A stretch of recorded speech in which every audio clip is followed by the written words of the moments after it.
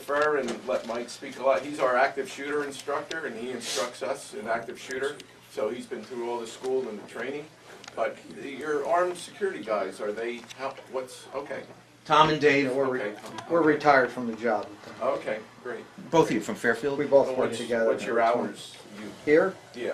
I work Monday through Thursday. Monday I work 6.5 hours. Tuesday or Thursday could be 10.5 to 11.5, and Wednesday is a short day, it's like 7.5. Okay. So basically, we cover anytime there's children inside the building. I think we have every hour covered with armed security, and then our services are covered Friday night, Friday night, and then Saturday morning, and then Sunday for the morning school. We have that covered also. Also, we have been covering every big event that we have here so far. Okay. Whenever we have parents, so we're pretty much covered. Yeah. Yeah, I would say, I mean, being that we're speaking about that, I mean, our biggest thing would be make sure, and again, obviously I'm speaking to Cries, because you guys both, I'm sure, were dealing with this while still working. Make sure we can identify you somehow. I mean, obviously our hearts are going to be beating, but yours would be, as long as we know who you are. I mean, certainly I can't think of any issue. I mean, I'm sure you guys are not the only organization that has their own private security in place.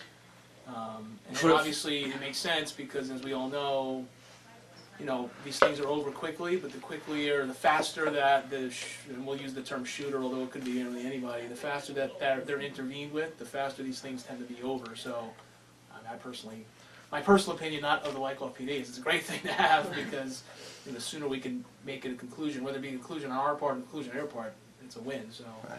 And the way we have Tom and Dave and everyone, most of the security people that are from T&M Security, they're dressed in shirt and tie. They have a T&M lapel pin to easily identify themselves. Obviously, like you said, these things go quickly. There's a lot of action going on. There's a lot of moving parts. So we tend to have people that work for the company dressed in suit and tie because it looks official, they look professional, and then people react to it that way. And then it's easy for law enforcement to identify them that way also. Right. Yeah, as far as expectations otherwise, so the school you're doing lockdowns, right? Mm-hmm.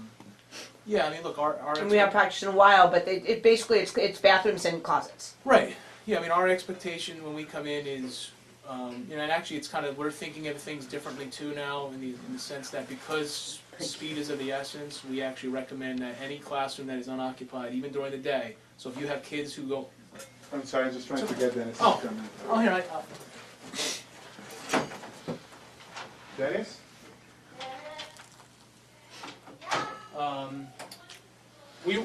The new recommendation is always have all classrooms locked, whether you're in them or not in them. Being that if the classroom is occupied and locked, you're now halfway to a lockdown, right? You have to deal with getting the kids into that area of the class that they can't be seen from the window, which is typically, like in this room specifically, would be here, right? Would be the least easy place for somebody looking in this window to see. See now, the doors like this one can't be just manually locked. Right. So should they be key locked? Yeah. Basically. With the recommendation that they're doing now, and I know the public schools are taking steps, are leaving this locked and then buying or making, because they're relatively easy to make, just like magnets that sit here that prevent the door from latching, and then all the teacher has to do is take that magnet out and the door will lock. We put that in the city. Okay, we should get those magnets. It's like a magnet stripe that keeps it from, Yeah, I mean, the teachers are literally, like, the elementary schools are using, like, Wyckoff Public School, like, magnets that they're cutting strips out of. Okay, that's it? Yeah, it's not sophisticated. Don't go spend tons of money. Okay, I can do that. So I'm sure somebody somewhere is selling them. Yeah. But don't. No. We can get them at Home Depot. They come in strips on Home Depot. I have the preschool magnets that go in the car. I'll cut them up. Right. Okay, that's a great I'm not proud. A business card size magnet is really just as long as that latch is magnetized. That way you're not fumbling with keys. Right. You know. No, that makes a lot more sense. But yeah, what we're doing now is. So, I'm sorry, the thing that we're just saying is that we're going to get some type of magnet stripe to put on the locks so that we'll keep the doors locked, but with the magnet so that we can open the doors. And if there's some type of situation, we just remove the magnet and then the door locks. Does that make sense? Okay. Yeah. And then that's much better than having to push a bar across or anything like we were talking about before. This way the door is locked And I Like tell a- my teachers not to open the door unless they hear a code word, no matter who it's from. Even Right. if it's from me, if I don't say the code word, don't open the door.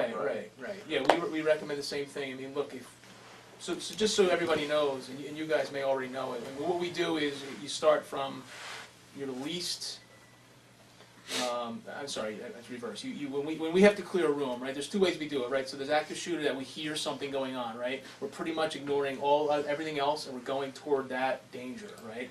And again, so worst case, it could be, let's say, shooting in the building, right? Like we're all, sometimes when I talk to kids, I have to kind of downplay what's really happening. But let's face it, you have a shooter in the building, right? We're running toward that shooter. We're ignoring everything else, right? Until that threat is taken care of. The more complicated scenario for us is you have a lockdown, but you don't have there's nothing going on that gives us a clue as to where we need to go first. Right. Which means we're now searching the building more methodically. We start with open spaces, unlocked spaces, and then locked spaces will be the order that the county's now training everybody to deal with. So, which means if we're coming down this hallway, and we have a technique we use, which we train the officers to kind of, that way because again, the other scenario that we deal with is, Wyckoff may have 5 people and a couple detectives. By the way, I'm normally dressed more detectively, but we had something this morning, so I'm dressed down today. Lieutenants, the chief will be here, all that. But we can at best get maybe 5 or 6 guys. Franklin Lakes is coming, Mawa may be coming, North Haledon may be coming. So the idea is that the more towns that train the same way, the likelihood that we all know what we're doing kind of makes things smoother. Who would be in charge of that situation when you have all these jurisdictions coming in? Typically, the senior officer, until such time that a lieutenant and or the chief or somebody could start establishing command outside, it kind of just, and we would basically just kind of be if a patrolman happens to get here first and it's him and another guy, then it's the senior of the 2 guys until such time that more senior people arrive. And then usually by the time you start getting with, unless one of them happens to be driving time, by the time a lieutenant or the chief gets here, he's going to set up a command post, elsewhere, and he'll then start coordinating, what other resources we need. Do we need additional cops? Do we need ambulances? The fire department? Whatever the case may be, he'll establish that, off-site somewhere. That's Officer Scalise, as we speak. Yeah, but he ain't gonna be able to get in. There's someone out there to let him in. This place is locked down. Well, let me tell you, one room they can start over. Designated survivors. I'm gone. Designated. So yeah, I'm not. That's me. So we always say you leave all the doors locked all the time. What you have then is an opportunity it's one less place for us to search. If we come down a hallway and the door is unlocked, we have to make entry into that room. Depending on the size of the room, there may be rooms adjacent to those rooms. It just takes time away from getting to where we need to be. Where maybe you're suspicious male or female for that matter, way over there. We're taking time searching these unlocked rooms. So that's why we always recommend keep the doors locked. If you take kids out for outside time, or if you have, I'm not really sure the setup exactly, but cafeteria type situation where you're taking them to snack outside their classroom, lock the door, and that way, even though there's nobody in there to get harmed, it just slows us down, as now it's another room we have to enter, another room we have to search, another room we have to re-enter the hallway, depending on how many people we have. That could be a little time consuming too. So we're telling the elementary schools the same thing. If you're not in the classroom, if you're in the classroom, lock it, right? If you're not in the classroom, lock it. That way, as we go, we can speed along. Any locked door, the knob's getting pulled, and we're moving on. Which is what you were saying about the code word. That stuff you can come with whatever words you want. That's afterward. Right. Obviously we'll come back with you now as you as the director, or you as the director, then go around room to room saying, I know the code word. We don't need to know the code word. Don't necessarily update us on what the code word is. By the time you're ready for that, It'll be over. the danger. Right? At that point, us and the SWAT team and a million other agencies will be in here doing secondary searches and tertiary searches and so forth, so on. But it is, yeah. But I know the elementary school, the public schools rather, are doing it the same way, where they're not opening the door until an administrator's going door to door. We're not getting on the PA and going, all right, all's well. Right. I mean, drills are a different story, but yeah, if that answers your question. I know that was like a 15-minute explanation, but yeah, the locked doors make our lives a lot easier. Right? Yeah, yes, very much easier. Yes. From there, yeah, I mean, again, we don't, as far as lockdowns go, I mean, the big thing is the wall that the door is on. Stick to those walls. If you have a middle opening door, so if this room continue that way, either side is fine. Right? You're trying to get out of anybody's line of vision. These doors are great in the sense that assuming they're all the same, that's a very small viewing port for somebody to look in here. So the opportunity for seeing this corner is much less. And if you're doing bathrooms and closets, even better. The whole goal is a little. You're trying to just put time into time. The longer you can delay somebody entering the classroom, because let's face it, not to mean to scare anybody. If somebody's really determined to get into this room, They're they gonna can get in. So it's just a question of if you could delay them, you're just buying time until that police response arrives. Or in your case, you guys can get to wherever this is happening. Typically, history being a guide, like by the time they're either looking for police intervention, and that's what they want as a suicide by cop or whatever the case may be, or police intervention is now the attention's turned toward us.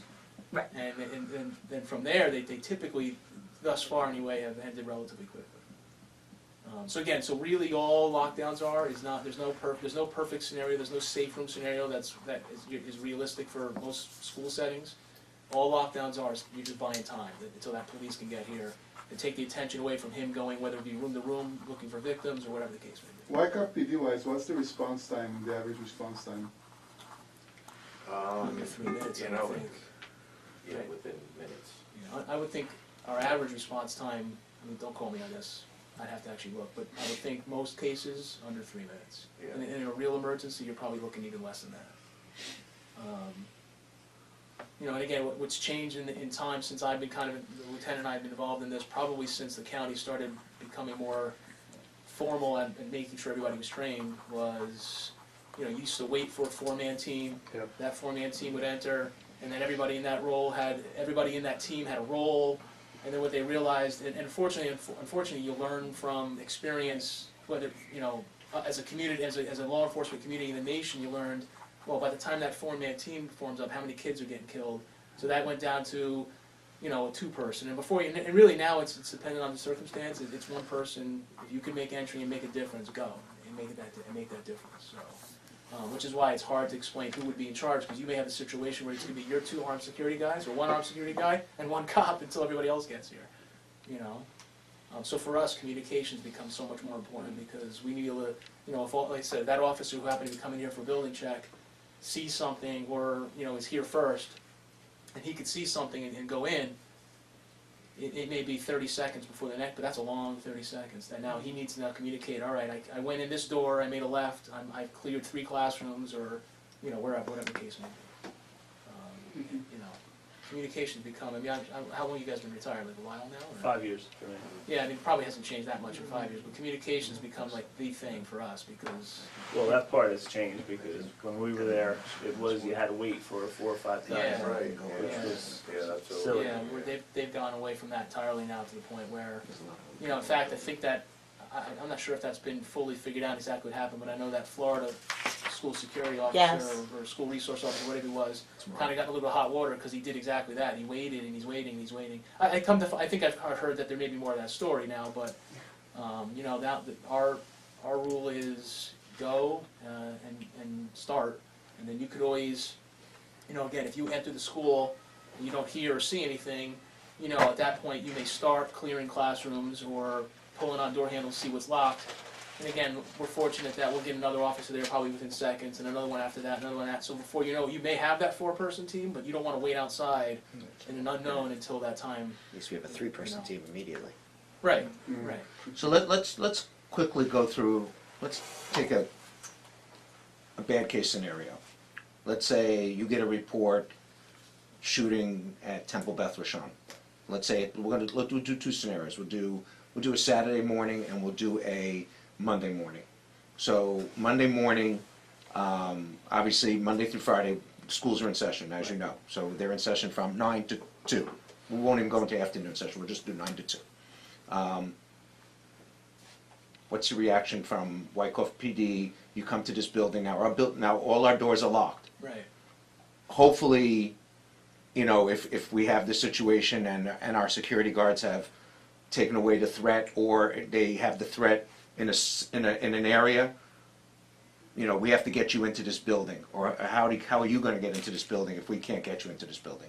Well, actually, and part of what myself and the chief and the lieutenant have spoken to before is we're trying to do is to get as many organizations, whether they be private schools or public schools, get us keys, because as people become more security savvy and start increasing their security capabilities, our time getting in a locked building Can't shout at the decreases. window anymore. Right, we used to be able to just take a Calvin bar and break the window and then enter that way if we could, or a front door of a school or something. Now, you know, as much, you know, they work for everybody, you know, we don't have any better tools than burglars do, so we're not getting in any faster than they will. So we've actually been kind of, as conversations take place, talking about getting master keys. You know, some schools have been willing to issue one per officer, which obviously now we're responsible for, they get signed out to us. If that's something you guys are interested in doing, certainly speak with the chief and he'll help make arrangements. Sarge, doesn't the fire department have a Knox box here? If they do, the problem being is it requires a fire department response. And they're Again, now you have volunteer. that- They're you have that volunteers. column. Volunteers. Okay, Yeah, because so- we had that in our headquarters, we could release any Knox box Yeah, anywhere we in have our town. dispatchers off-site, I don't even know if the county can unlock them. I dealt Yeah. with dispatchers. Yeah. Okay, so there's two things we can do. We can issue a swipe card for Wyckoff PD, Right. or the doors have key access also, if the swipe doesn't work. Front door has key access. Okay, This one does not.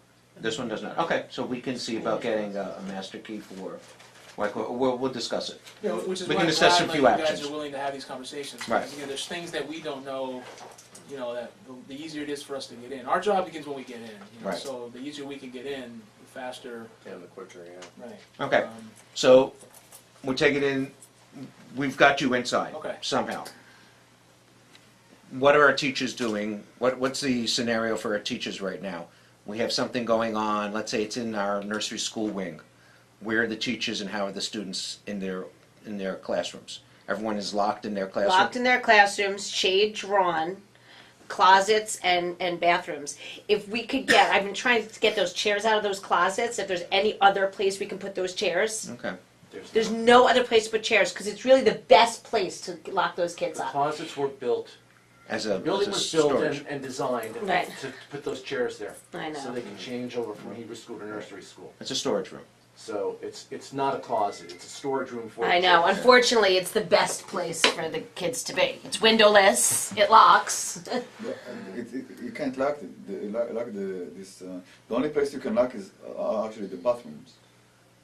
You can lock them. Which is fine for classrooms 1 and 2 and 3 and 4, but there's no bathrooms for, Now, this storage area, you moving kids out of the classroom into the storage area? no, this is the storage area, like They're right inside there. the classrooms. They're inside the classrooms. The class, so the storage, so the closet was built, Like, they have Chris, chairs. fling that open a I sec. got you, Yeah, It's, you can see they're very deep, big.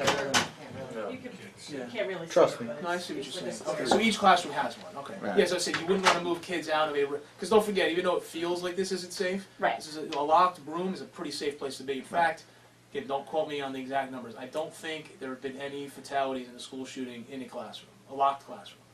In a lot. Because again, they're looking for easy victims, so they're moving down the hallway. Because Right. they have just a few minutes. Right, Right. right. For the They're soft looking entry. for Right. those Right, open and, areas where and kids our are in the kids hallway. don't do a lot of back and forth. Right, right. Like, Okay. it's not like they're moving from class to class Right. frequently like a elementary school. Right, because So- again, like when the schools do High lockdown school. drills, inevitably, especially the larger schools, there's gonna be kids in the bathroom, there's gonna be kids in transit, there's gonna be kids with hall passes. Right. Right. Our kids are never alone. No, right, you guys have it a little bit easier. If you could step back another, what, if someone knows there's someone in the building, we install panic buttons, or we're going to? okay, so every classroom has a panic button.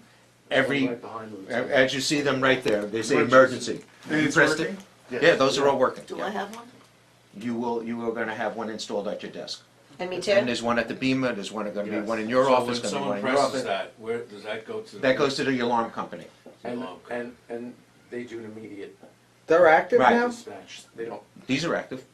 yes, Okay. Yeah, those are active. Alright. Yeah, those are active. they were tested yesterday. Yeah, Okay. and we have remotes now So also. every single Every single, and then, classroom yeah, and then you're gonna have in all of your offices, a panic button that's underneath your desk. And what about the sanctuary?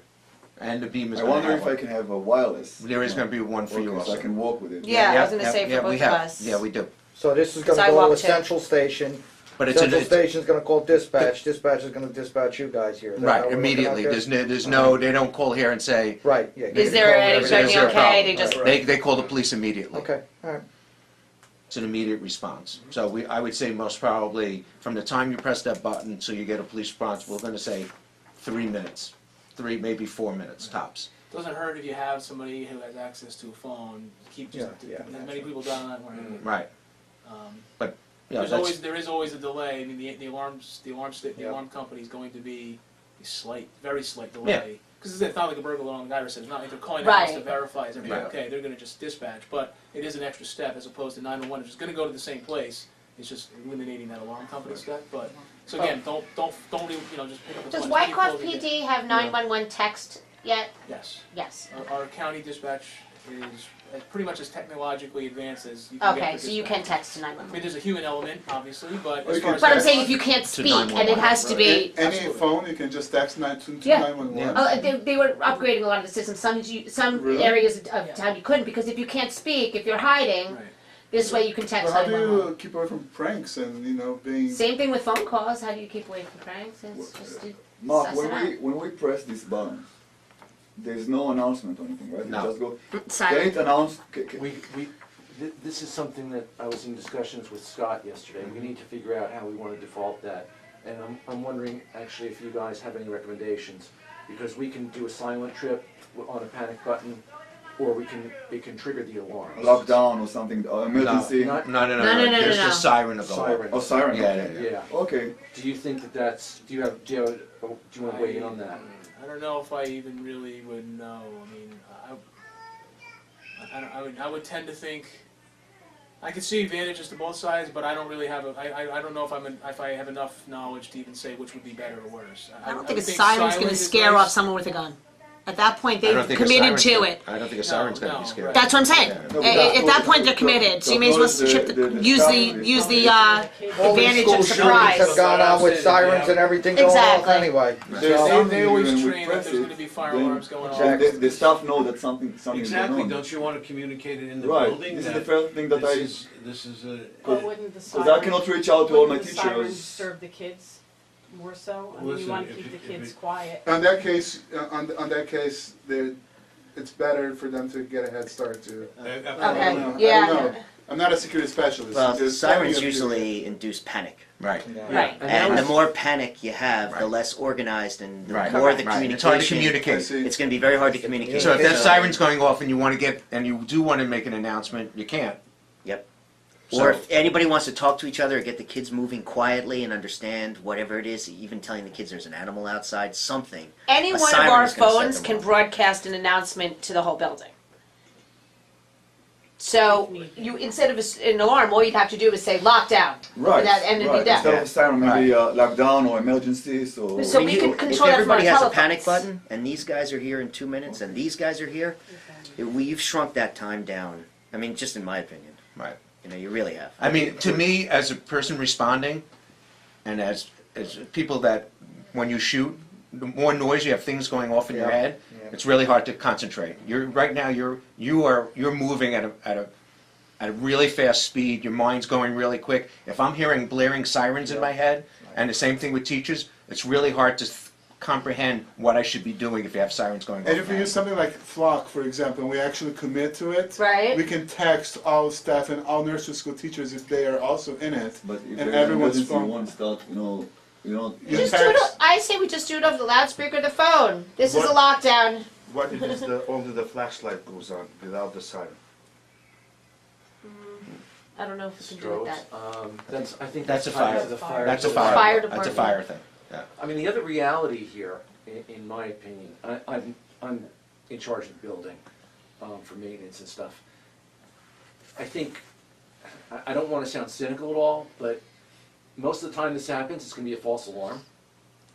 And in the case of a false alarm, I'd much rather have a silent trigger Yes. than freak Right. out the entire building and traumatize Right. people. Right, yeah, I don't, So- I can't sit here and say that I can think of any, like from our response, again, the more, you both said, the more stimulus we have to deal with is the more height, Yeah, you know, that's it's gonna make our jobs more difficult to purposely, we're under the assumption we're gonna hear a fire alarm, or anyway, but again, I would hate to have a purposeful alarm going off preventing me from hearing gunfire. Right. You know, Right. from what I understand, I have not been in this scenario. I mean, we've done the Sims thing, which is like the paintball, like the very sophisticated paintball, but that's not quite loud enough to really mimic fire Gunfire. alarms going off. From what I understand, though, what the SWAT team has told me in training, or I guess both us in training, is that gunfire in a building is very confusing to figure out where it's coming from. Believe it or not, I wouldn't. And again, thankfully, I hope I'm never in that scenario. But apparently, it's very difficult to figure out where it's coming from. So to purposely make more stimulus that we have to overcome, I wouldn't necessarily purposely do it. We're kind of expecting. Because again, unfortunately, these people pull fire alarms to get everybody into the hallway to get victims. So, So in terms of notifying everybody else in the building, even just with a code word over the intercom, everybody's capable of doing that with your own cell phone? No, with your office phone. Every room that has a phone Has an also intercom. a speaker. Okay. However, what maybe we can do is to put a plastified version of how to do that by each phone, so that in a scenario, I'm not trying to remember. Most of them have it. It's Mine like doesn't. yours The doesn't. offices Oh, don't. mine does. Okay. You know, Oh, we so can do that. We can go around to That's make sure. easy. Yeah, we can go around to make sure every people know phone to do it. that you But- don't have to know, you just look and. But you know. but I think just one basic. We don't have to have a code word because what'd she say? What word? I think saying lockdown is a lot more simplistic lockdown, and that's it. That's it. That's No more enough said. words. We don't need to say code red or code blue or whatever. My point is, I don't know if you're relying on people to feel your text or your phone go off when you got kids running around a room. That's not. No, Right. right. No, No, it this is- blasts through the phone, through the intercom, Yeah, through okay, the building. It's that's like a what- building that's the point. intercom. No, Unfortunately, you the only were way to saying call we Dan can is to text. specific. No, they're talking about texting 911 on Yeah. their phone. No, they Yeah. were also Yeah. talking about Oh, group everybody text. knowing about it. Yeah. Okay, so let's say we've now gone into lockdown. All the classrooms are locked. You're entered. Possibly the security people have come over. They say we've identified a person. The threat is, in the back of the building. Right. How would Again, we if proceed? we have that stimulus, say he's unfortunately found victims, Right. then we're literally running toward that danger, whether we have your security guards or with us or not. And it's obviously up to you guys. I mean, if you're identified and we know you're basically OTJ at that point in time, you want to come with us, by all means, we'll take you, but we're not going to, I also don't want to have you, if you have rules and regs here as to what you're supposed to be doing in an emergency, then we're not going to ask you to deviate from that, but we're running toward that stimulus, right? As soon as that stimulus ends, we go into search mode. So for whatever reason, he's found, like I said, unfortunately we have to have these grown-up conversations. We're all grown-ups, and I hate having to say this because I just feel like we're tempting fate. If he's found 5 or 6 victims, he's unfortunately, say, killed them, now he's moving on to look for somebody else, and there is no stimulus. As soon as that stimulus ends, we go to search mode, which means we're now slowing down. The pace is ridiculously slow because, again, we have to move slow to be thorough.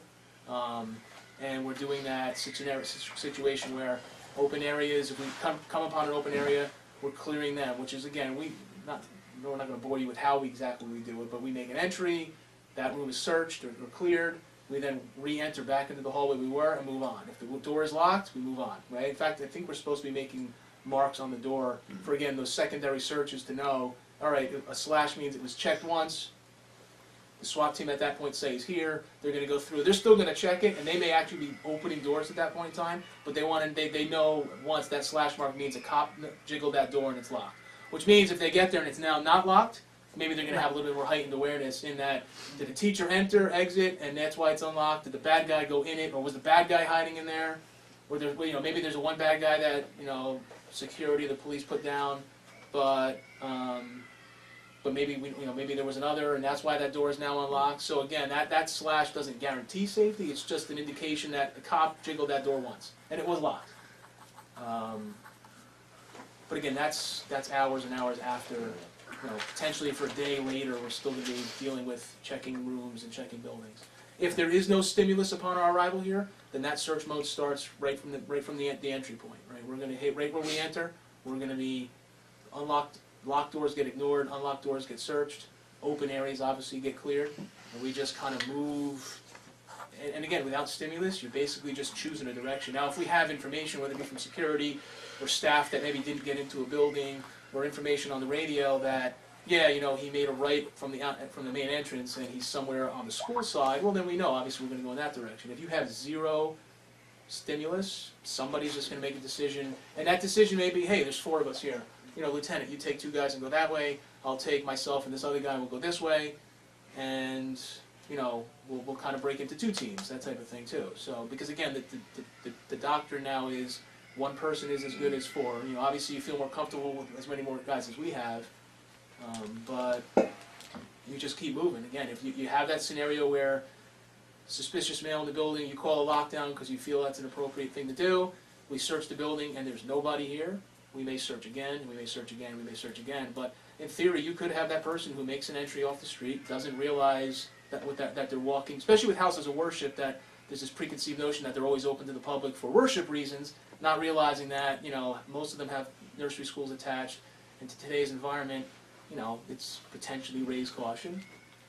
You may have that person who came in the front, raised enough alarm for a lockdown to be called and the police to get called, walked around, realized, oh my God, I didn't realize there's school going on today, walks out the back and isn't here. So we may search a building 3, 4, 5 times and realize that there's nobody here, right? So let's go now, let's do a Saturday morning services, since that would be a prime time for someone to come into a building. So we have our people, our doors are, we have the door open, but we have our security person by the door. So the person doesn't have to open up the door every time with the emergency bar, so we don't ruin the locks on the doors. Because that's what will happen if we had to keep it, if we had to push it open every single time for 100 people walking in. Person gets into the building, during the sanctuary. We have services going on. Now we have, as you know, we have the front entrance where you would come in through the lobby, and then we have back doors that go out to the sanctuary. So we hopefully, panic alarm goes off, emergency, you guys are notified. Hopefully hopefully most people are able to get out of the sanctuary through the back entrance. Right. And they are now running, because we can say, oh, we want to have a rally point. Well, there's not going to be a rally point. Okay, the service is on Saturday. Then There's no rally. then it empties out into the water. You can't even cross. Right, past they there, right? would just be running toward the streets. Right. That's what they would be running. Exactly. You can get around the building. Yeah, you can get around. Around You the can back. get all the way around. Yeah. Around the building you can, but then you can't go further. 'Cause then there's the No, you can go all the ponds. way to the street. Yeah, they walk all the way around the building to the street. You have to go double back around the front of the building. Yeah. Oh, okay. Yeah, Yeah, yeah. yeah, Or right onto Russell Avenue. Right. But, so now you guys enter, now it's a little different situation because doors are open. Right. Sanctuary's open, so obviously, again, you're gonna take down the threat. Right. So assuming there's a threat that could be taken down, and we're not, because again, the search thing just, for us, makes a difference. For you guys, it's just longer you're gonna be in lockdown. In a scenario where you're not locking down because it's an open, more or less open area. Yeah. If there's a threat that's identifiable, then we'll deal with that. When you're dealing with adults, schools, we don't even talk about leaving, all right? Because again, in history being a guide, there's never been a scenario that I could recall where somebody was killed in a locked room. They're looking for people in the open. They're lazy. I should say they're lazy. They're in a hurry. They know that the police are coming. They want to make as much chaos as possible and create as many victims as possible before the police arrive, or armed security in your case. So schools, we're not to the point where we're telling people, if you can get, especially as you get older kids, like, well, if you can get out, get out. Because again, you're putting them in this is a relatively safe, the locked room is a relatively safe environment. So we would never tell them, go, if you hear gunfire on that side of the building and you can get out this window, say, go run that way, because who else is out there? We don't know. Right? So we always, as far as school settings are concerned, a locked room is your safest. Because then people are gonna say, because we have, a lot of classrooms have doors that they can go out. We have emergency doors that they can go out. So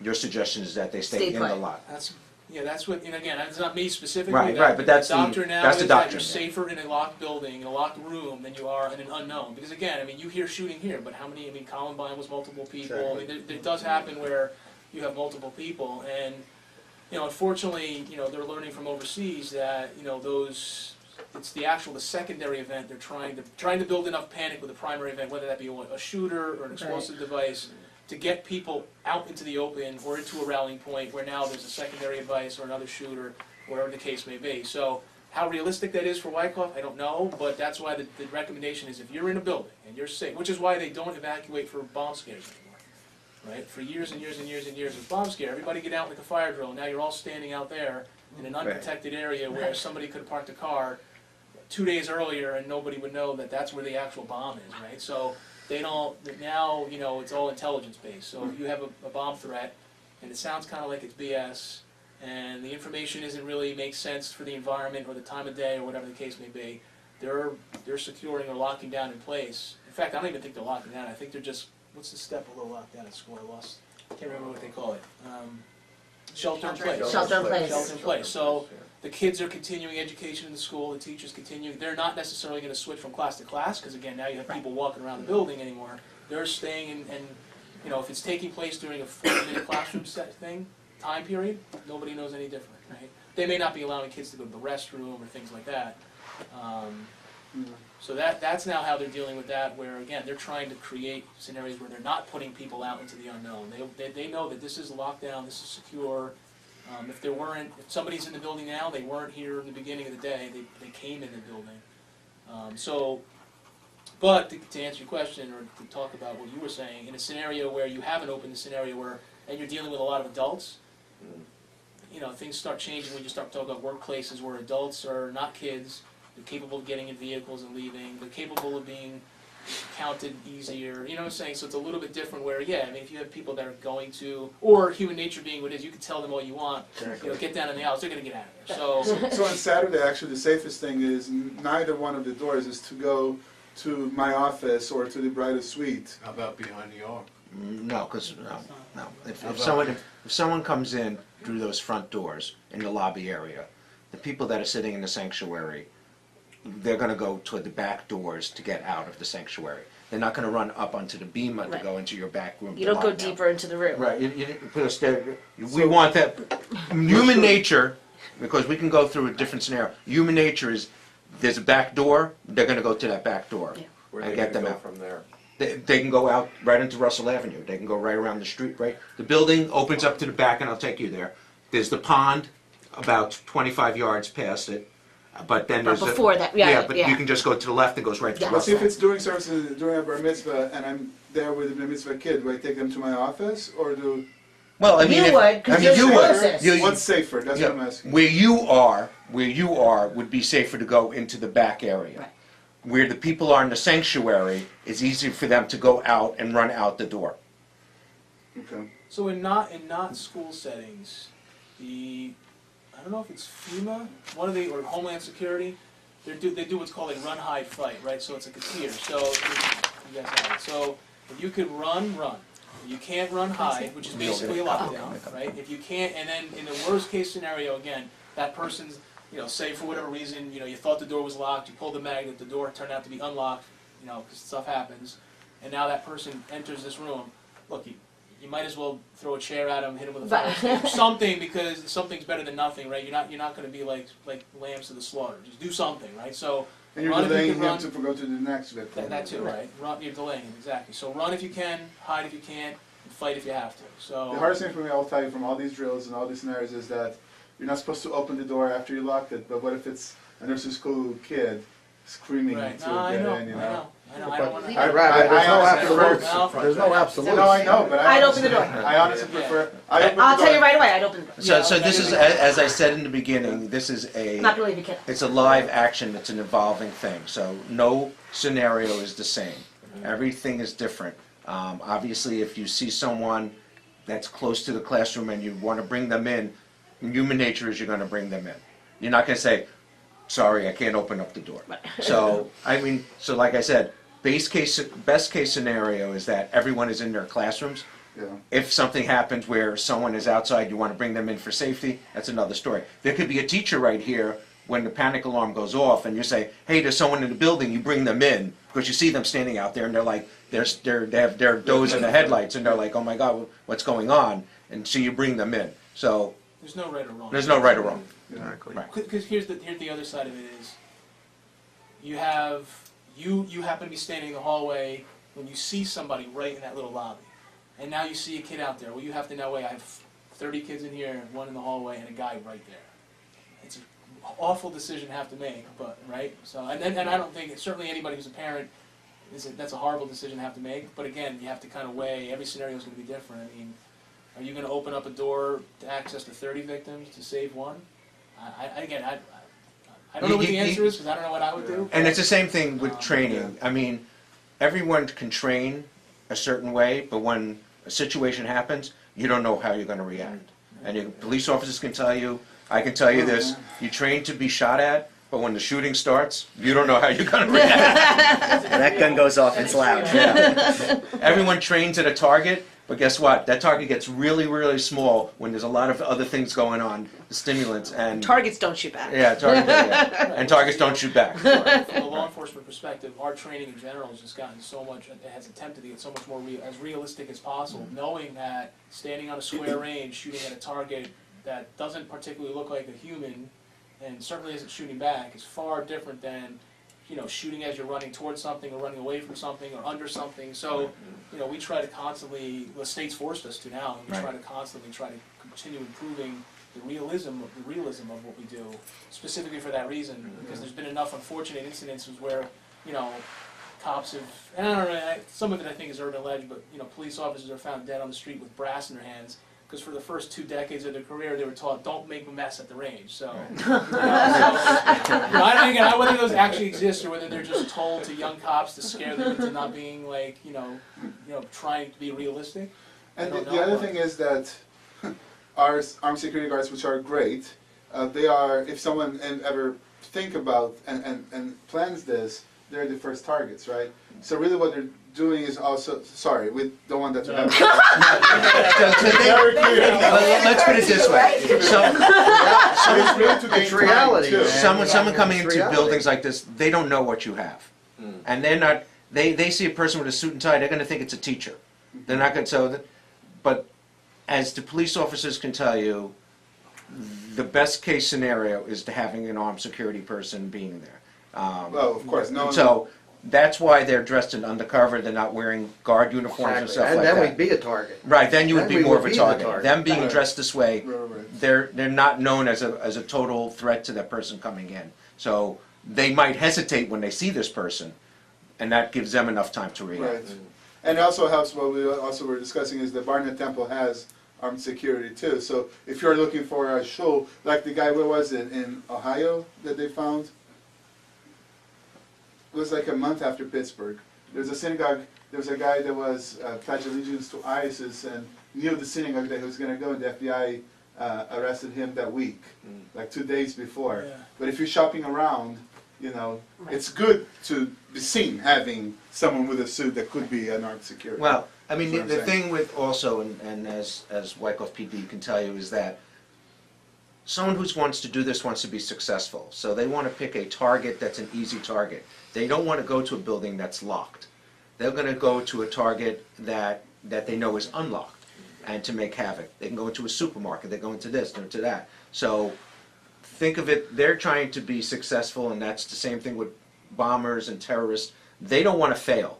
They want to be successful, so they're going to try to pick the easy target. By us making a hardened building and having this extra layer of security, we've now raised our security up to a level that people are not going to want to come if they want to target someplace. And on a smaller scale, because they have religious motivations in your cases, that they're adamant this is the place, well then on a smaller scale, that's why it's like, as much as it can be annoying as a teacher that every time a kid goes in or out of the classroom, you say to use the restroom. Now you said they're usually not escorted, but I know like Eisenhower Middle School, we had teachers kind of say, well that's annoying, every time I gotta keep the door locked when I'm in here, every time a kid comes and goes, I gotta now walk over to the door in the middle of the lesson, unlock the door, let them in or out.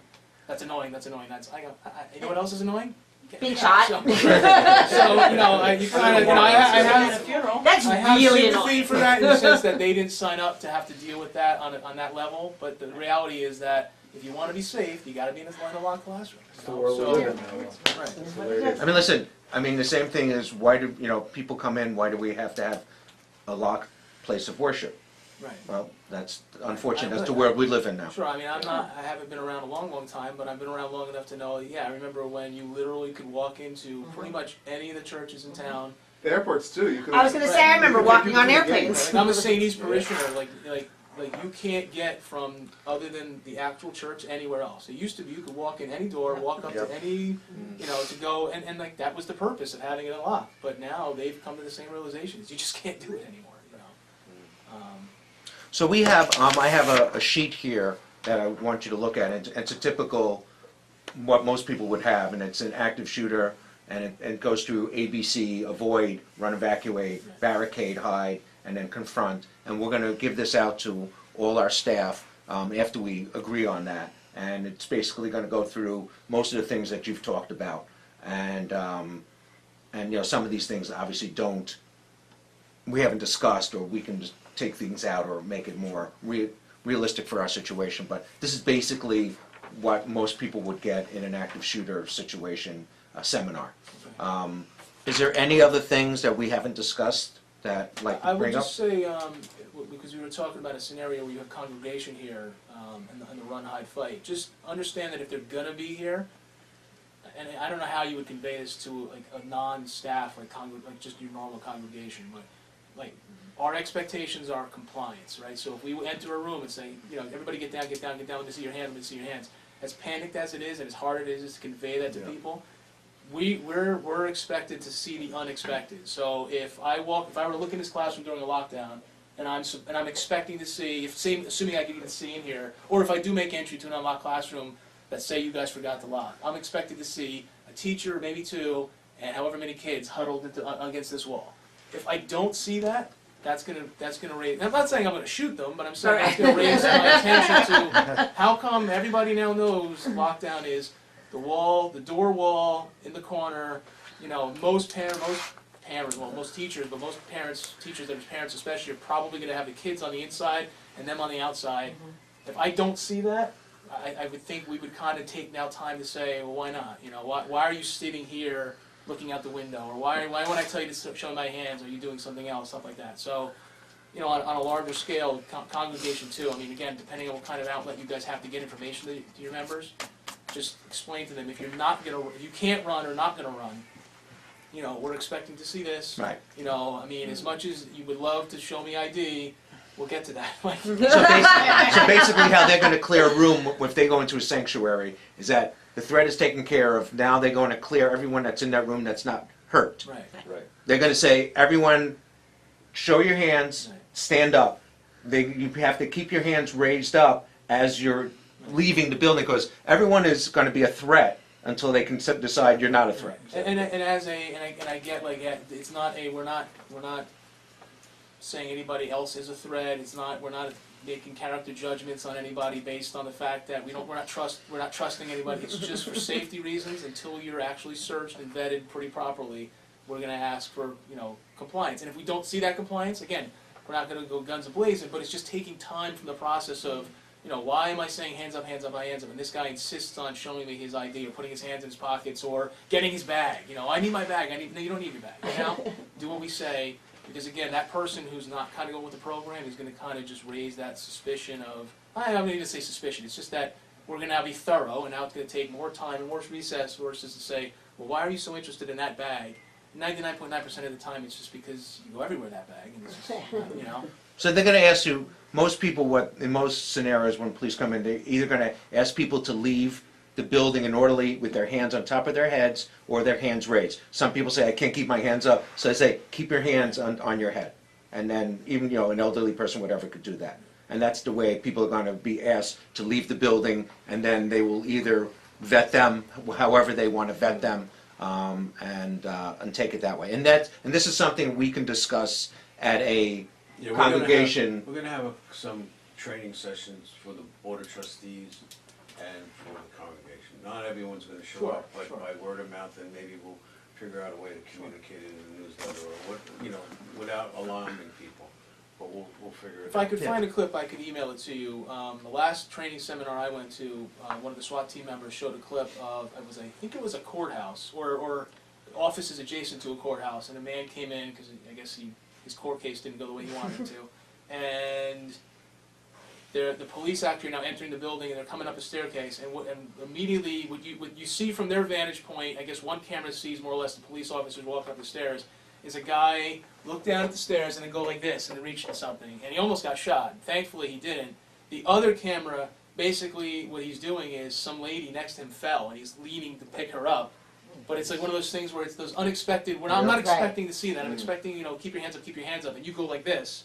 It's kind of just a recipe for disaster. So that's why, again, we're just asking, like, if you're given directions, just go with the directions for the time being, and Anything, Can you any other talk questions? about- Yeah, Go ahead. I mean, he addressed, like, I don't know if this is appropriate for you to discuss right now, but if there were a bomb threat, then it comes through that phone, whether it's her or I that answer the phone. Is that the scenario where you push the panic button and then you tell the teachers, or does that, what do you do? I would probably not panic button right away. I Right. would probably, again, You ask Call as us. much information as you Right, can. keep them on the phone, keep them Where is talking. the We have a list, Yeah, but we have a there's a piece of checklist. paper by the phone. It's a checklist. Go through that Right, checklist on the right. phone, and Supposed it to says, have try to get as much information from the person making the call. Then after that person gets off, then you call the police department first, and then you identify the rest of the staff. We had one evacuation this year. Yeah. And it's a basic thing. yeah, it's a little bit of a different scenario in the sense Right. that the response is not as dynamic as Right. you're going to get. Because we're not probably gonna get evacuating the ACOP building show up until Right. we. and get some information from you, and then he's going to, based on that information and the validity of it and the location of it, he'll then decide, all right, yeah, this seems like it's credible, or again, now not only is it credible, but maybe there's some like evidence, like meaning it's a package that goes along. If the caller says, there's a package under, the table in the lobby. I placed it there on Friday night, and the officer comes and responds, and without poking around to the point of being dangerous, there's something to substantiate that. He's then going to increase the amount. There's some validity to it. So many of the threats are just threats that they're trying to kind of not saying not take them seriously, but they're trying to kind of slowly respond to the point where, again, you have more. There's more intelligence gathering before actions taken. That makes sense. I have a question. Technology-wise, is there anything that you could think of or recommend that could, number one, stop somebody from coming into the building or thinking twice about it? And number two, you were mentioning, doing searches. What about once they're in here? Is there anything you could think of that we could do to make your job easier? Yeah, it's keys are a big thing. I mean, the more rooms, again, we're not going to necessarily breach rooms because they're locked. So again, our assumption is that they're locked because either somebody hiding in here or there wasn't anybody in the first place. Because we have cameras in every room. Yeah. Again, if we get to the point where now we're doing more of a methodical thing, where there's not that stimulus, at some point one of us would probably, as long as there's somebody in the building that will know how to access that, that would be helpful. Because again, if we have a camera in this room, and I could view that on a monitor, or it wouldn't necessarily be me, but it could be. Like Going in and I and Judy and Chris, all of our offices have the TV that's split screened.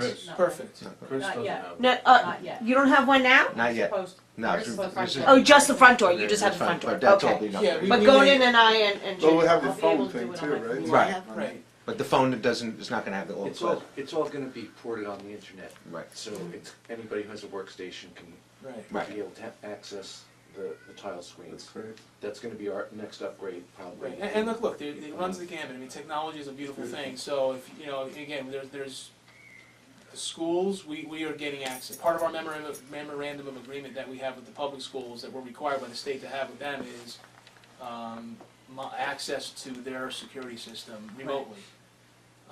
So, like, literally, I could sit in my office, or the chief could sit in his office, the lieutenant could sit in his office.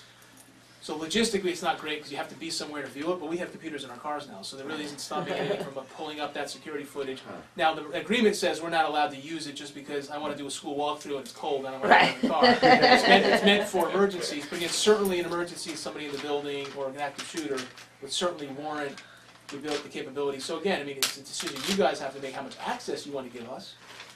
But, if it's all web-based and something you guys are comfortable with, it's a password and a website, and, we'd be able to view it off-site. But again, that's coming much later. That's coming, that third or fourth wave of people entering the building are now going to be able to be the ones that say, all right, I don't need a 17th or 18th person searching the building. So let's get somebody in your security office or one of your offices that could view the security footage and then start relaying information to us as, hey, did anybody check, building number, door number, whatever. So if anyone doesn't know, we've upgraded our alarm system in that, and whenever if the alarm goes off, every single door window is identified, not just zone 1. It's going to be door, classroom, whatever. The alarm company's going to know that. They're going to tell the police exactly where that alarm went off. So that we're going to be able to identify every single alarm, exactly where that alarm went off, so they don't have to go, if they come to the front door and they know that the alarm company said it was in the back door, they can go directly to that one instead of walking around the building, so they can search right away. The other thing that we have, which will be going online in a month, is our cameras, which we're going to most likely give you guys access to. It's not necessarily a high technology thing. Are all your classrooms numbered? Yes. All right. Inside and out, so that if you have a Not outside. Not outside. Not out. Yeah. So again, I mean, not only the exterior, but the exterior of the door in the hallway. Is that numbered then too? Yes. Yes. All right. Yes. There's, Again, there's that we- actually, yeah, not. It's like not a plaque, to put it too just says fine a room 3. point, but there's a sign on the wall to the side of the door. It's not actually physically on the door, but it's. some place Yeah, we would it's be able to identified. identify. Oh, yeah. Because Oh, again, yeah. I mean, Yeah. at some point we're going to either have people viewing monitors or out doing, running a scene out Right. there, and that ability to communicate, and that's all stuff that within the last decade or so, I think everybody's taken for granted. You're numbering doors. Is it helpful to number the windows to the number of the room? I know a lot of elementary schools are doing that now. On the outside of the window, like in a corner, Right. in classroom 5, the windows will just say 5. So they know that the windows. I think that's what he's talking about. Yeah. No, you're talking about the doors. He was talking about the doors. No, more but it's numbering, talking about the the better. outside The more too. Oh, ways the we can windows as well? identify- Oh, okay. Yeah, from the exterior. Yeah, Right, the more right, ways right, we right. can identify, same thing with the exterior doors, whether you name them A, B, C, and D, 1, 2, 3, 4, whatever, it doesn't matter to Right. us. But that way we can communicate, hey, LT, Oh, I you should say came, I went in door number 3, and I've gotten up to room number 6 done. He knows then the additional resources coming, don't send to door number 3, send them to door number 4 on the other side of the building, and start coming in that way. But that's really not high, that's certainly like not No, technological. absolutely not. And it's not a big expense either. Anything else? So the offices would have to be locked all the time, right? Where Chris and Judy are. Chris, what am I gonna do? I go in and out and in and out. Yeah, listen, I You'll mean, have a key. Again, we start with like, Crazy. the kids being I a carry the priority key. in school settings. So I mean, the classrooms to me is like a given. Let's keep those locked. I mean, as far as offices where if you guys are working, I mean, you got to work what's best. I mean, you do have to work here, so it's not a prison, right? So you have to kind of discuss amongst yourselves what works best for you. And then if there's a scenario where they're both acceptable and one's more secure, then obviously let's go with that one.